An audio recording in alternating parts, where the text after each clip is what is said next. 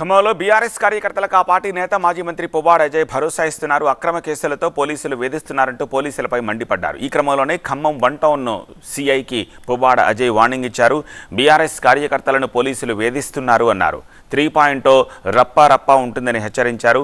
1 town CI బెదిరింపులకు భయపడే వాళ్లు లేరన్నారు పువ్వాడ అజయ్. మా యూత్ని లేదా మా బీఆర్ఎస్ పార్టీ యువకుల్ని సతాయిస్తున్నారో వాళ్ళందరికి కూడా 3.0 రప్ప మామూలు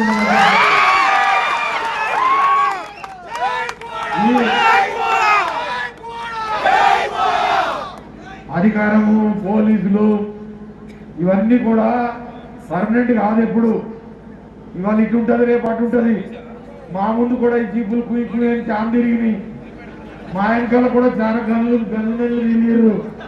అవన్నీ చూసినా ఏం కొత్త కాదు పాత కాదు. ఈ పోలీసు వాళ్ళకు కూడా అదే చెప్తున్నా నేను. ప్రత్యేకించి ఈ వేదిక మీద నుంచి 1 టౌన్ సీఐకే చెప్తున్నా నేను.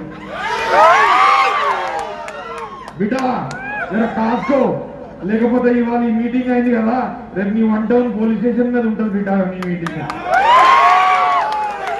నువ్వు ఈ ఎస్ఐ తప్పుడు కేసులు పెడతాం, గంజాయి ప్యాకెట్లు పెట్టి కేసులు పెడతాం, లేకపోతే అది చేస్తాం ఇది చేస్తాం అంటే భయపడటానికి 2 సంవత్సరాల కాలం ఐస్ క్రీమ్ గడిపోయినట్టు గడిపోయింది.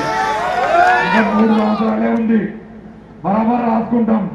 నీకెంత సర్వీస్ ఉందో ఏడున్నో చూసుకొని బరాబర్ నిన్ను పూల్లో పెట్టుకొని తెచ్చుకొని